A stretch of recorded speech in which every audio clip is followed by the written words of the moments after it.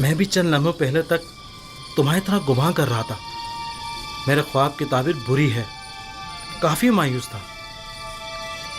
जबकि मैं इस खुश फहमी में था कि आखिर परिंदों को खाना देने से बेहतर क्या काम हो सकता है। लेकिन अब मैं सोचता हूं तो देखता हूं कि युजार सेफ सही कह रहे हैं। ये सच है, काहिना ने माबद आमून ने मेरे साथ धोखा किया और मेरी कोई मदद ना की। मैंने क्या किया? आमून होतब के कत्ल का इरादा किया, लिहाजा सजा तो मिलेगी ना। करार वाकई सजा, मौत। मौत मौत ही एक यकीनी और हतमी सजा है। यकीनी और हतमी।